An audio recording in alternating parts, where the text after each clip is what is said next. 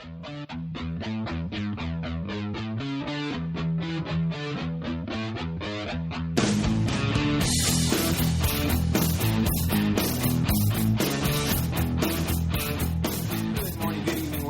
welcome to episode 53 of the Cloudcast. We're coming to you live from Angry Joe's place. Angry Joe's massive Cloudcast studio on the West Coast. Exactly, our West Coast studio here. So this one's a little different. It's four gentlemen around a table with some alcohol. The chances of this going horribly are really, really good at this point. So real quick, we've got Brian here, as always. Hello, hello. And we've got Angry Joe. Hey there. And go ahead and introduce yourself as well, sir. You want to introduce myself? So, Peder Ulander, Vice President over at Citrix, running cloud.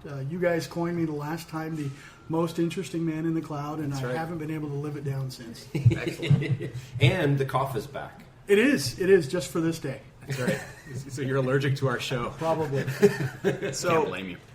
So the last time we had you on, Peter, it was about a year ago, maybe a little less than a year ago, and I went back and listened to it, and we spent just an enormous amount of time just talking about how does open source work, and how do open source distributions work, and what do you do when it's you've got a for fee and a non for fee, and you were still with Cloud.com at the time, and since then, obviously, you guys got acquired by Citrix, and then you guys went and did some very interesting things around the CloudStack and Apache. Why don't you give us a little bit of background? What happened? Well, first of all, so what's going on with you guys in Citrix? Because you're still employed by Citrix, but then what's going on with CloudStack and all the things around that? So it's real easy. The quick answer is about a year ago we were bought.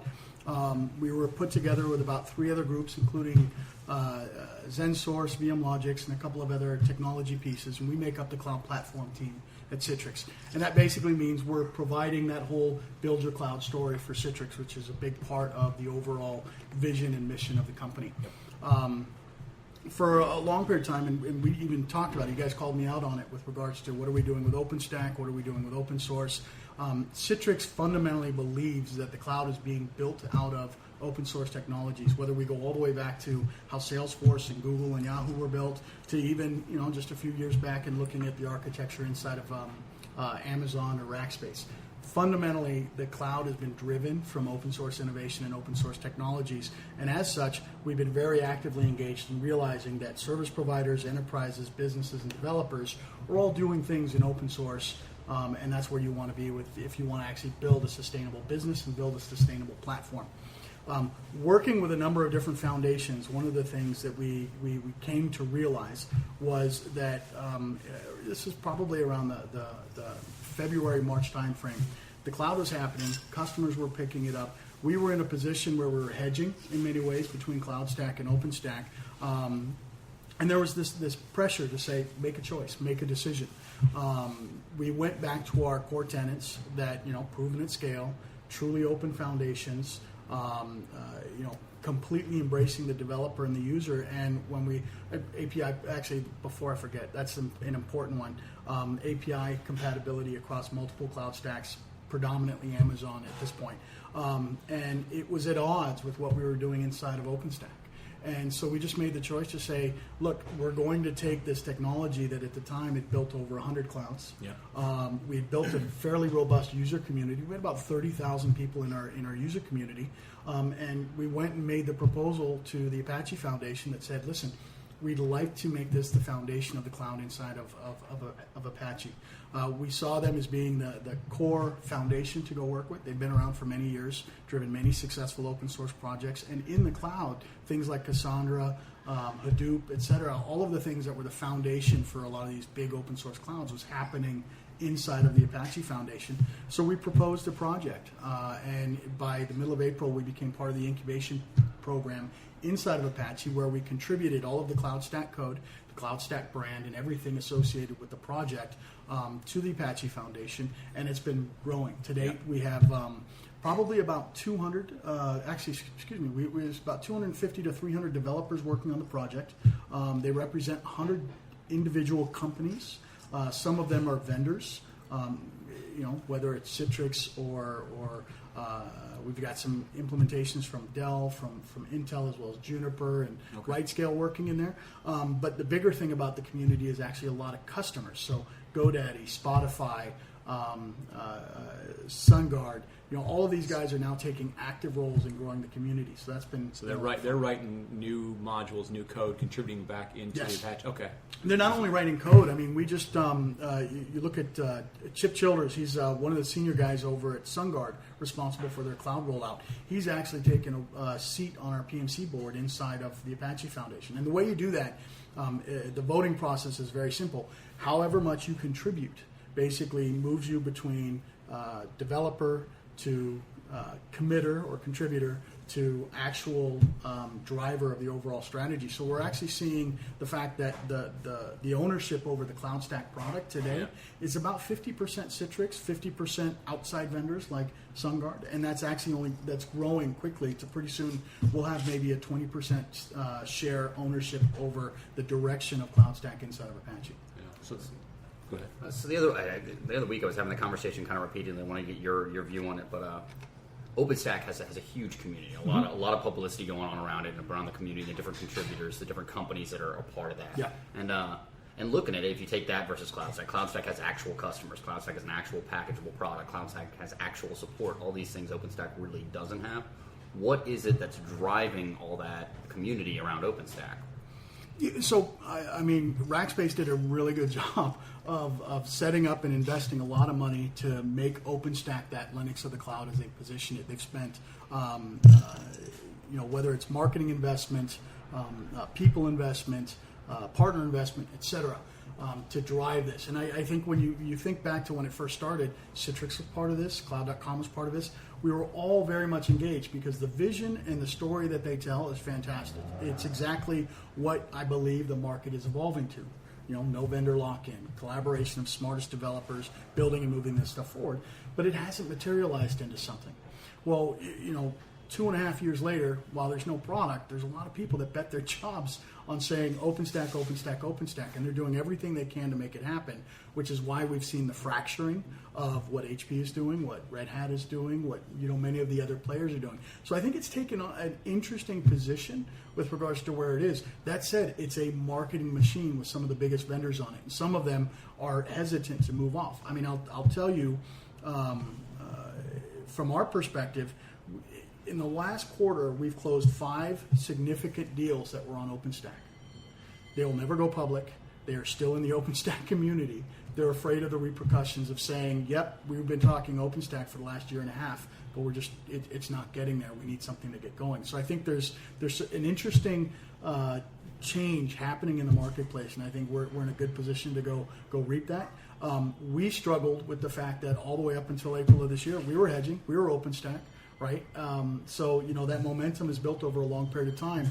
We're starting from scratch with cloud, not scratch, but I mean we're starting new with regards to the Apache CloudStack stuff and working on getting these guys forward. The good news is we're almost matching pound for pound the amount of developers working on the projects. We've got a lot of customers engaging, and there's some really interesting announcements that'll be coming up with regards to people joining the project. And I think we're going to start to see those vendors come over.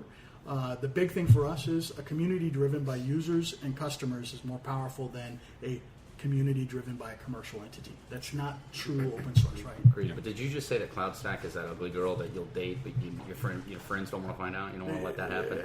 That's what we are. We're the ugly girl in high school that turns into the beautiful hot chick, later on down the road. So should have been nicer back then. The one you go back to your high school reunion and go, dang. Let me ask you this. So when it comes to talking about CloudStack versus OpenStack, and you look at total addressable market of all of this, right? And so what I'm wondering as well is, at the end of the day, is this a market where at this point in time there still needs to be that kind of infighting and comparisons of everyone, I do this and you do this and I have this and you have this?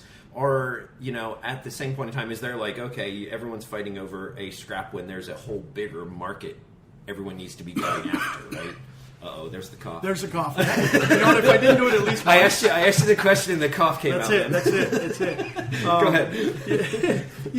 So the Highlander principle, right? There can be only one has been the theme since we went and did that. And to be quite honest with you, that's just dumb. Mm-hmm.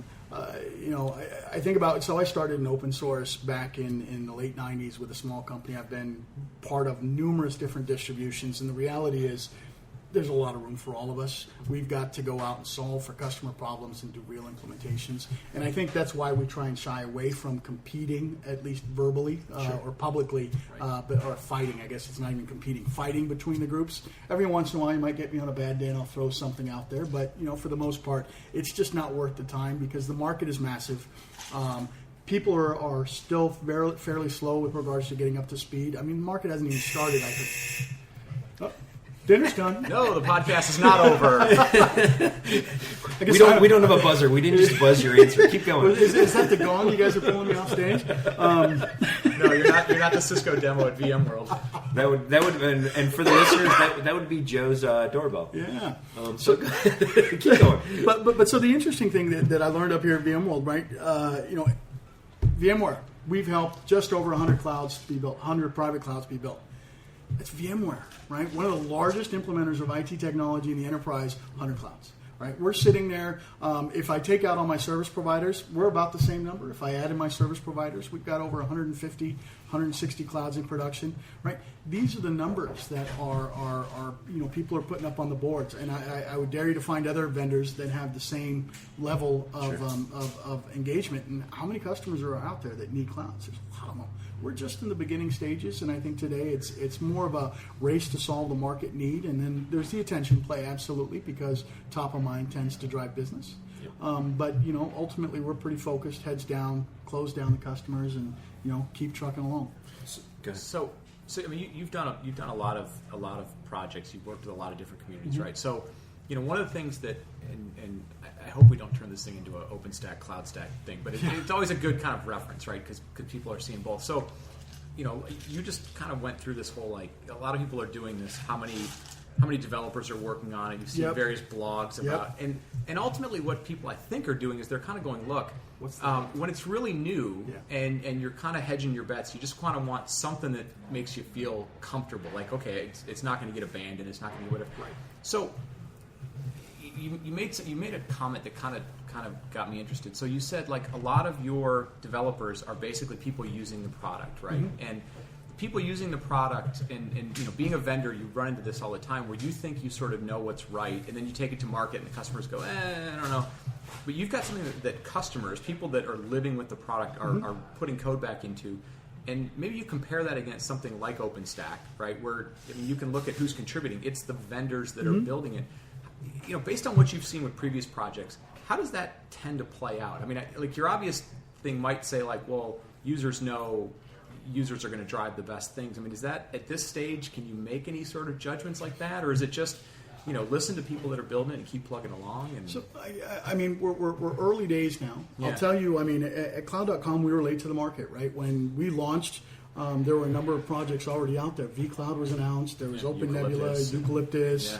Even what's his name, Reuven up in Canada, and his anomaly, Spot Cloud. Spot Cloud. Yeah. These guys already had product, and I think one of the ways that we came in, I mean, at the time we were 13 guys in a closet going, do we have something? The way we continued to grow our business was constantly listening to customers, understanding their needs, and helping drive that back into the product. That just tends to be my normal inclination for how you build a product strategy. When I look at my time, Monte Vista is another great story in the sense that, most people don't know about Monte Vista, but this is the OS that was in your Sony TV and your smartphone. It's actually the foundation of what Android is based on. Okay. They're using a lot of the old code that came out of Monte Vista. Well, you know what? We were a company. We had a lot of really smart people, but the guys that were contributing back were the Nokias, the Ericssons, the Motorola's, etc. Not the vendors trying to resell it. The vendors trying to implement it and use it in the products that they were delivering. That's why we were successful. The same thing happened at Cobalt, right? We were on the vendor side, not the project side. This is the early days of the Linux kernel and what Linus was doing. And, it was on MIPS. It was on x86. It was all over the place. We had the guys that were doing a lot of the MIPS-based development because it made sense for us. So we got engaged in that way, commercialized it, brought it back into our product, and went and made it successful. So I think there's a powerful thing to have customers in your community because it's a vested interest. Yeah. They are helping you define their needs in order to move forward. And the reality is, this is that waterfall story, right? You go get the beachhead in an industry, and then everybody else goes and does it. Why? Because you clearly solve for one guy, you're going to solve for everybody else. Well, if you go in from a customer perspective and they help you solve for their need, you can basically start to roll that out to other areas in the segment. And so let me ask you this, because you kind of rolled it into your answer earlier, but I kind of wanted to elaborate on it a little more. So one thing I really see right now with all of the open cloud products is where are the business requirements necessarily coming from, and where are the feature requirements coming from that are wrapping into evolution of the software over time? I don't want to pick on the developers overly much, but at times you have inmates running the asylum of, I want to do this because it's really, really cool, versus this is a good business value, right, to the product as a whole. And is that something that you're seeing, and how is that being corrected over time potentially? I think a lot of the vendors out there they're making their way through that spot right now, where they're making that rough call between what do I think is cool and what do customers think is cool. And I think in the next couple of years, months, what have you, we're probably going to see some people take a dive. They might have the best technology for an isolated build out, but at the end of the day, it didn't necessarily meet what customers' needs were. I started my career. I started my career in the mid '90s. I worked for Symantec, and I had the most interesting job in the company because my job, coming out of school of all places, I worked for the CEO, and my job was basically go talk to our customers, write down what they're saying, bring it back in, and let me beat the crap out of the product teams to tell them they're doing it wrong. That became ingrained in my nature for how I think about products. Yeah, no, that's great. I think Joe just found his job description. Yeah, no, Calling Symantec tomorrow. It was a great it was a great job in the sense that taking that market-driven development, user-led development becomes really powerful. Now, that was in a proprietary software technology. Open that up and say not only, hey, what are your needs, but having somebody come in and say, hey, these are my needs, and by the way, I built this. We have a company in Los Angeles that many people are very aware of, and we've grown up with them. The porn industry? No, not the porn industry. Okay. This would be the exact opposite of the porn industry. But a great example there is, these guys were Big Chef users. We had done a little bit of integration with the ops code guys. They came in and said, here's your knife plugin, here's this, go for it. Right? Just handed it over. They'd spent, and they've got more engineers on the project of rolling out and managing our cloud than we at the time had engineers building our product. They basically dedicated them to build a piece and come back and contribute it. GoDaddy, we love them, we hate them, right, for numerous reasons. But from a technical development perspective, they have one of the brightest engineering teams on the planet that have done phenomenal stuff that our engineers didn't even begin to think was possible. And they come back and handed it over to us to say, you know what, we think this is useful. We'd like to have you to sustain it. So, I mean, both on the private side as well as the public cloud side, it's new feature functionality. It's bullet testing. It's not, we're gonna fix your documentation or we're gonna do some bug fixing. We get that too. But we're getting full feature functionality, and now we're starting to see additional vendors join our project. A cool one that I always have fun with, actually two cool ones that I've seen join us recently. The Basho guys are doing a lot of things around React in CloudStack. Talk about cool. We've got a massive gap around storage. We've got some, there's interesting things around developer tools. They've got great mind share. The team is extremely talented and bright. They're in there doing stuff just because. Not because we went in and tried to engage them. In the same sense, you talked about Cloud Foundry being up here at VMware. You got the Tier 3, the active state guys, all basically in doing stuff not only in our community, but helping us market, helping us package, and actually create solutions that are very relevant to the customer base. So we were talking before we started. We turned the recorder on, and we were kind of joking around. We're recording this in San Francisco when VMware's going on, and the whole sort of the industry's getting weird because which side of VMware do you stand on? There's a lot of different announcements, and tell the folks what you were telling us. Like I think a lot of times the perception, and I don't know necessarily where it comes from, but whether it comes from a George Reese saying you need to build applications differently, or it's a Randy Bias saying you got to build applications. Everything sucks. Build it my way. Yeah, everything. No, it's not build it my way, but it's like you're gonna build the new way, right? You were talking about like you're getting into the enterprise market. You've got customers that have existing applications. Like talk about what that is for you guys, because it's not just Basho and MongoDB and all the cool stuff it's that maybe is cool in San Francisco, but it's not. No one else knows about it. Not cool anywhere else. Wait, the Basho guys, I thought they were awesome. And real quick too, like OpenStack was mentioned at the keynote today. Yeah. It was one of those, like, the joke on Twitter. I think it was Ben put up there. It was like I think 3 people in the audience. 20,000 probably knows what OpenStack is, right? True, it's coming from a very different audience, and so you were talking about your VMware. Portion of it, right? Well, not so just tell us about VMware, but the market. I think and this is something I've learned. Shoot, I think all of us probably can relate to that. If you go into a business and say you want to be in the cloud, great. Rip all this stuff out, build all this stuff new, go do that. They're going to look at you like you're insane. They have one finger they want to show you. Yeah, exactly. And it's not a nice one. It's not a thumbs up. It's not a like. It's not a like. But so you can't go in and say this is a replacement strategy. You've screwed up all to date. There's no way you'll ever get there. If you want to move forward, rip and replace. It's got to be adaptive. It's got to be evolutionary. And for us, it's not sexy because who wants to be an evolutionary trend? But the reality is you have to build that bridge from the old to the new, because it looks like a really big gap to the guys that are building this stuff.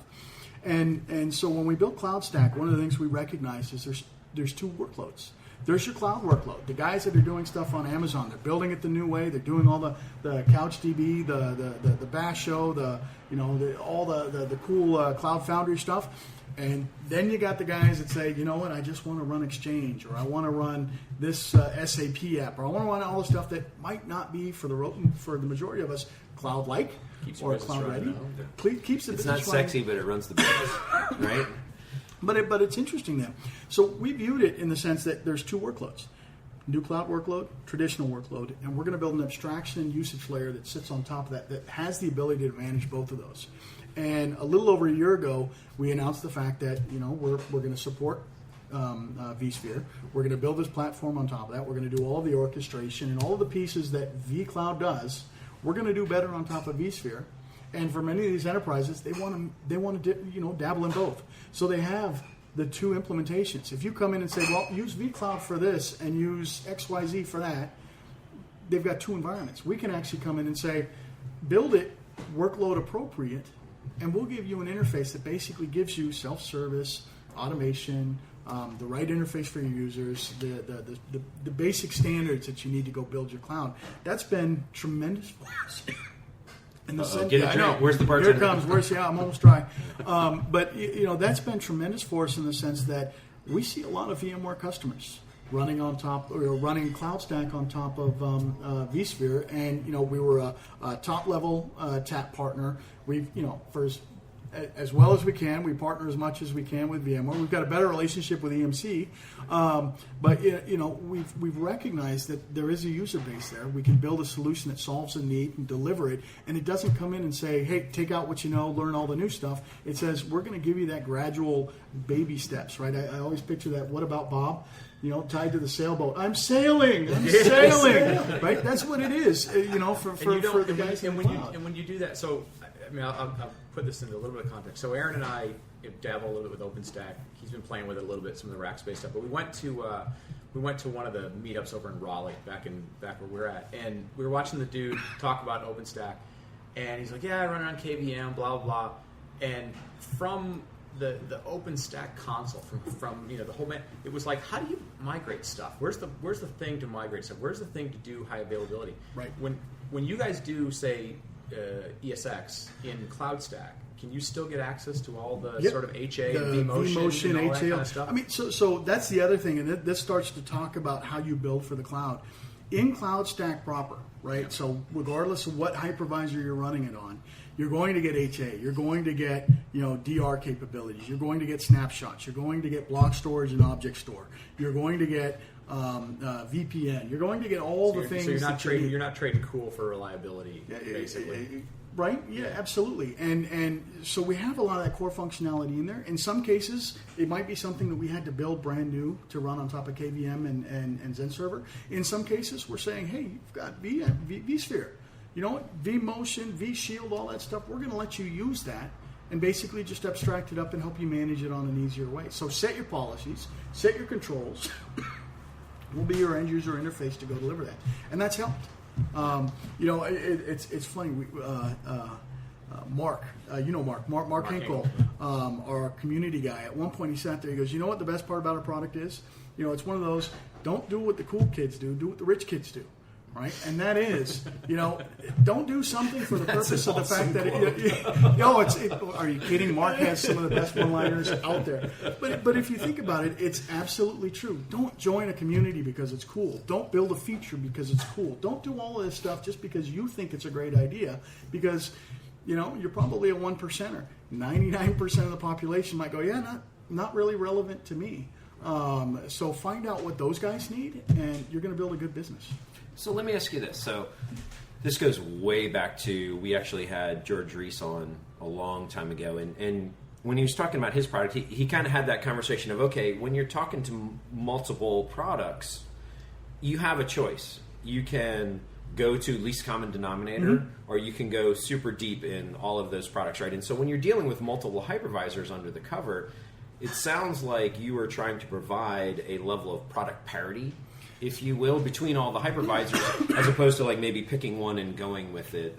Explain a little bit about that multi-hypervisor strategy and how you're doing things that. There's some extent. I mean, you have to build to a lowest common denominator, right? Everybody calls it the hypervisor abstraction layer. Every hypervisor does the same thing, right? Start, stop, reboot, destroy, boom. If that's all you do, you haven't built much of a product, and there are companies that have done exactly that. So the first step is abstract at the common layer, right? In fact, we do bare metal, so you have to be able to do that on bare metal as well.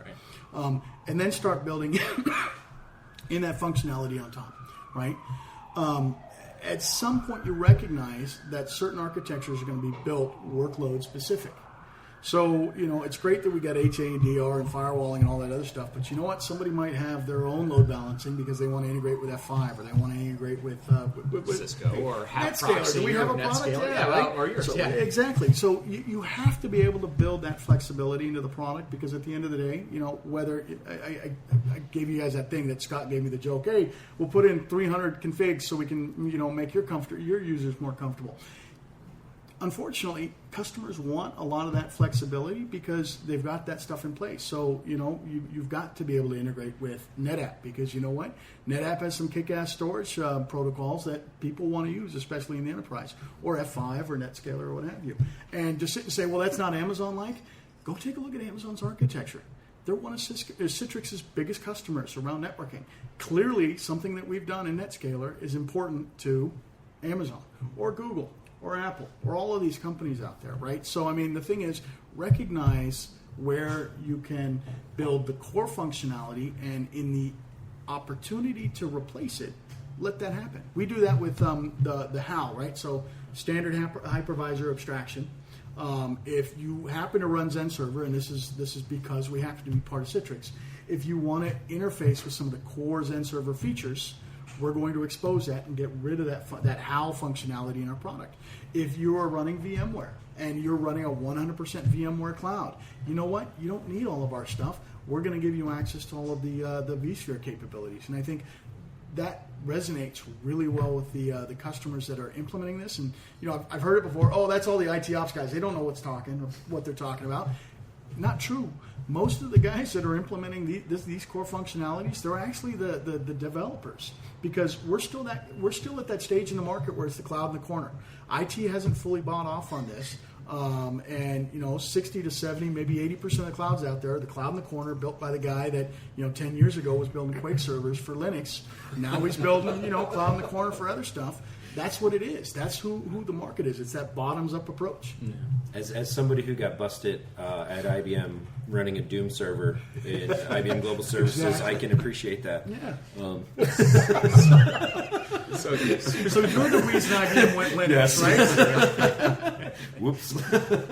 So you mentioned Mark Hinkle, and we're kind of getting towards, well, if no other reason, sometimes we say we're getting to the end of the show. We're both at the bottom of a glass, so we may wrap it up. Joe provided us a bartender. So it's private security. This is the posh podcast. So let me ask one more question, and we'll sort of wrap this up. I'll be the most hated man in the cloud. Thanks for the security. There you go. So you mentioned Mark Hinkle. Mark's your community manager. Yeah. Mark does an awesome job, and I'm not kissing his ass. Mark does an awesome job running this thing called Build a Cloud. It's like Day in the Cloud, Build a Cloud. Oh. He runs an all-day Best webinar. program Runs an ever. all-day webinar. He goes all over the world, but he does it. You can just sign up and watch it on Citrix Code Meeting and all that other stuff. So two things about that were kind of interesting to me. One, it's not an all-day commercial for CloudStack. Not at all. It's SAF for storage. I mean, it's like all the kind You of got Red modern, Hat in there. It's like every modern open source technology. You Yeah. guys kind of run through the stack: storage, Yeah. networking, all that sort of stuff.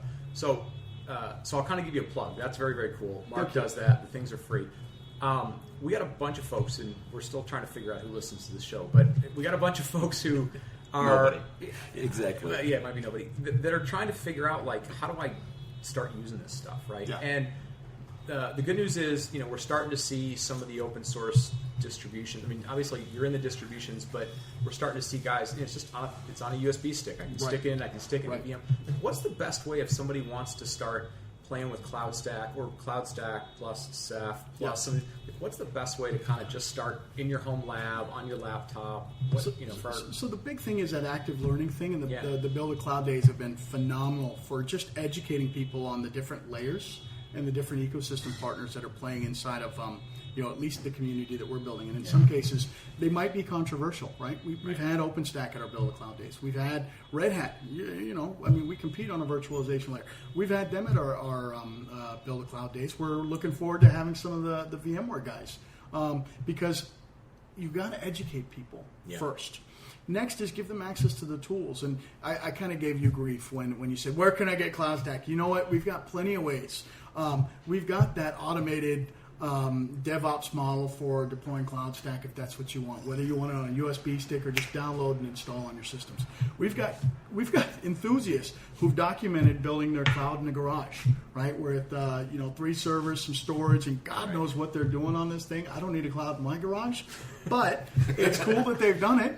They've got detailed documentation for how they've done that. We've got our DevStack product, which basically gives people a private demo environment that is run in a VM on your laptop if you want to start developing on it.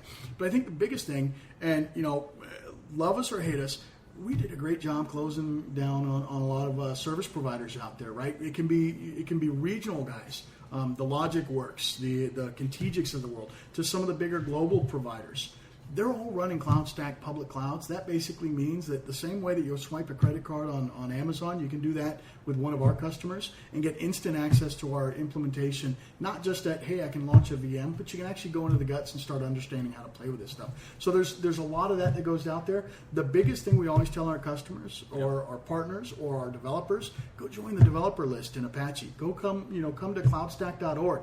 We try and make everything as transparent, including the next year's roadmap, so everybody can see what we're working on. Yeah. We're not going to hide it. And if you have a great idea, by the way, we had a customer from Japan say, hey, integrate with Riverbed because we want their load balancer. I know they're a competitor. Great. We sent a note to Riverbed. They're in the community now working on how do I do this.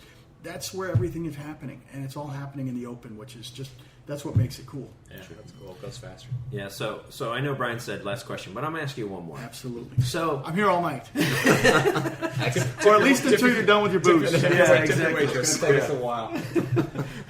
So tell us a little bit more about the community involvement from a vendor perspective, because VMware joined OpenStack the other day, and that was, the big kerfluffle on Twitter, right? And so how do you see vendor involvement with the CloudStack project? And not necessarily compared to, I'm not trying to make this a versus OpenStack, but just concentrate just on the CloudStack aspect, right? Vendors are important, and I think, this is that point I made before. We have over 100 vendors that are actively participating in our community. I think at the time that we launched, you do something where you're going to go against the grain and pull away from OpenStack. I'll tell you, there's a lot of heavy discussions that go around that. We set the bar what we thought was aggressive to say maybe we can get 25 partners to come with us. We had 67 people sign up and say, we're with you. We love this. This is a great idea. And they were vendors, right? And they ranged everywhere from, the Enstratuses and the Wright Scales and the Scale Extremes of the world to the large Intels and Junipers, what's the name? Now you got me all flustered. I don't even know what the company's name. It was one of those where I think to name them all would be the best. To give a few people credit, that just sucks. Yep. It's just grown from there. We have run into those, the ugly girlfriend in high school. In fact, I was talking to Gartner today. I won't name who because I don't want to get anybody in trouble, but their comment was very, very direct. You got a lot of big vendors that are really happy with CloudStack. They're engaged, they're participating. They're afraid to say they're going with you because they've dedicated something, whether it be to OpenStack, Eucalyptus, VMware, or one of the other players out there. And they're like, they've been pounding that drum for so long, they're afraid to go deviate, but we know that they're doing stuff with you guys, which is really cool. And I think over the next year, we're gonna expect to see a lot of that stuff become more public, and that's good because big vendors are going to go where customers are. And when I go back to my initial thing with where our community has been built from, our community's been built from customers developing. So when Cisco or Dell or whomever go into BT and BT goes CloudStack, it's done, right? When you go into Spotify, CloudStack. How do you argue with that? It's there. And you better figure out if you want to be more than that lowest common denominator, figure out how you can add value to it. You add value by joining that community and engaging in the conversation. And I think that's what's driven a lot of that stuff for us. We're going to have to roll back bits from the last episode with Peter because I believe he only coughs when Aaron talks. Yeah. I think so. I know. But he was. You were on vacation. You were on vacation. Wasn't even on the. No, I wasn't even on this. It was the ghost. It was like the ghost of Aaron. So real quick aside, that was back when we edited. Yeah. And I edited that one. I appreciate it. That was a long edit process. There was a quick aside. We don't edit anymore. Yeah. This is going out as is. That's fine with me. I hope you got. There was at one point in that session, I think I had all the water out on the table and I drank it all. Yeah. And I kept coughing. I said, "Excuse me." I cracked a beer while we're talking, so I'm happy we've upgraded. Yeah. And the cough has gone down a little bit. So, well, listen, man, we should wrap this up. Yep. So two things. To Angry Joe Onisick for hosting us. Thank you very much. Absolutely. Cheers. And providing security at the door and a bartender. Yeah. All for us to sit around a table and talk. Just for a podcast. and to not only the most interesting man in the cloud, but as our good friend Christian Riley likes to say, the most interesting man to drink with. There you go. Cheers. Absolutely. Cheers. We're gonna wrap the show up. Aaron, you want to take us home? Absolutely. So we're out of time for this week. So, Joe, why don't you tell everyone a little bit about you and where you can be found? I don't do much, but when I do something, it's on www.definethecloud.net. Very cool. And Peter? Well, so I'm easily found at Ulander and an occasional blog here or there. Most of our stuff goes up on cloudstack.org. Awesome. Great. So, if you like the show, please tell a friend or leave us a review on iTunes. And you can follow us on Twitter @thecloudcastnet. Or on the web @thecloudcast.net, where you can find links to our Facebook page, our YouTube channel, and links to iTunes, Stitchers, and TuneIn. So, for everyone here, thank you for listening.